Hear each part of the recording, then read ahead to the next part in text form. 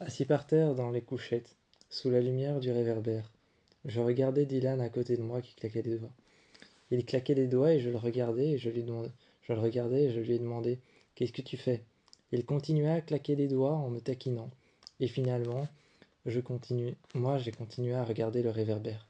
Je me demandais ce qu'il pouvait bien y avoir à la surface. Est-ce qu'il y avait des gens comme la dernière fois? Les gens qu'on a vus par le hublot dans les escaliers. Les gens qu'on a vus par le hublot dans les escaliers. Cette femme qui portait son enfant, qui était complètement fossilisée et qui petit à petit ses os commençaient à disparaître. Elle était complètement brûlée et couverte de plaques rouges. Est-ce qu'il y avait des gens dans ce genre-là, dehors, à l'extérieur? J'étais en train de me poser la question. Mais plus rien n'était humain. Plus rien n'était humain et plus rien ne me paraissait familier dans ce bunker.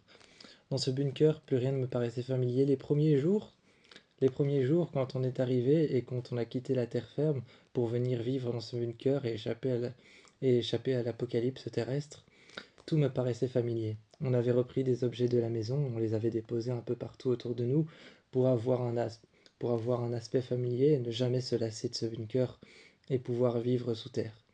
Mais plus le temps passait, plus le temps filait, plus le temps et les jours passaient. J'avais l'impression que ce bunker ne devenait plus qu'une boîte, une sorte de boîte à chaussures dans laquelle on était enfermé avec une deuxième famille. Et là, je ne savais plus quoi faire. Je ne savais quoi faire des jours qui passaient, je ne savais quoi faire des heures qui passaient.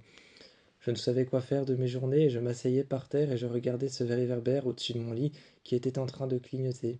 Je me disais, quand va-t-il s'éteindre pour de bon? Et il ne s'éteignait jamais. Ou alors je regardais l'horloge qu'il y avait juste au-dessus de moi, l'horloge électronique, et les heures. Je regardais les heures qui étaient en train de passer, de 1 à 2, de 3 à 4 et de 5 à 6. Je regardais les heures passer, assis pendant des heures et des heures, ou alors je prenais mon carnet de dessin. Je dessinais les alentours et je dessinais des endroits dans lesquels on ne s'était pas encore aventuré. Les jours et les heures faisaient en sorte que plus rien nous paraissait familier. Mais surtout ce petit détail que tout le monde était déjà prêt à brandir son arbre au moindre geste dehors, ou alors au moindre bruit dehors, au moindre, au moindre, au moindre bruit dehors, ou alors simplement au moindre écroulement, ou au moindre fossé dehors qui s'écroulerait et qui taperait contre un mur, pouvait nous prévenir pouvait nous prévenir tous d'un potentiel danger. On était tous prêts à dégainer notre arme et à mettre le doigt sur la détente.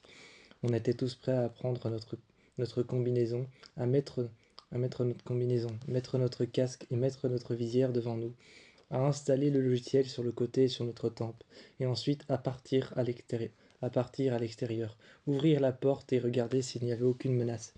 S'il n'y avait aucune menace à droite ou à gauche, s'il n'y avait pas de tempête de sable, on pouvait se diriger vers la ville et essayer de trouver quelqu'un, essayer de trouver une voiture qui pouvait peut-être fonctionner.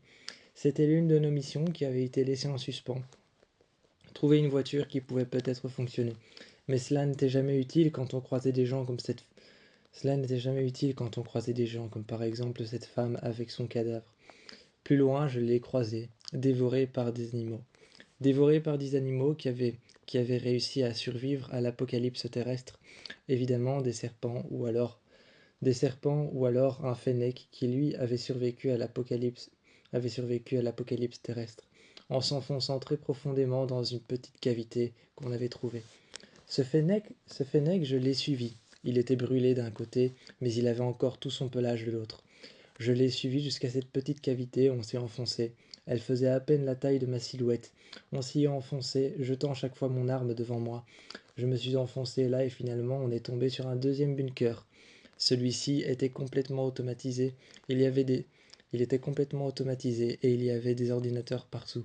Des ordinateurs qui suggéraient des endroits où aller et qui montraient des endroits spécifiques qui avaient été calculés, qui avaient été, qui avaient été paramétrés et périmétrés pour pouvoir voir où est-ce qu'on pouvait aller et où est-ce qu'on ne pouvait plus aller.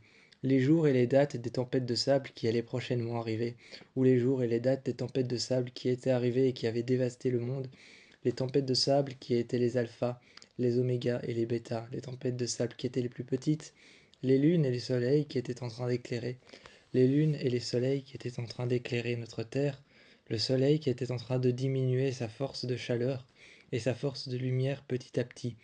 Bientôt on se retrouvera dans le néant, on se retrouvera dans le noir absolu. On se retrouvera couvert d'une grande tempête de sable qui portait un nom très particulier. On se retrouvera bientôt dans le néant et la ville sera inatteignable. On ne saura plus que vivre sous terre. C'était tout ce qui était écrit. J'avais l'impression d'avoir en face de moi l'Antéchrist, la fin du monde. J'avais l'impression d'avoir un message que comme quoi chercher encore dehors un abri ou chercher des traces de vie. Essayer de ramener à l'intérieur des personnes qui ont été brûlées ou blessées par les tempêtes de sable n'était plus utile.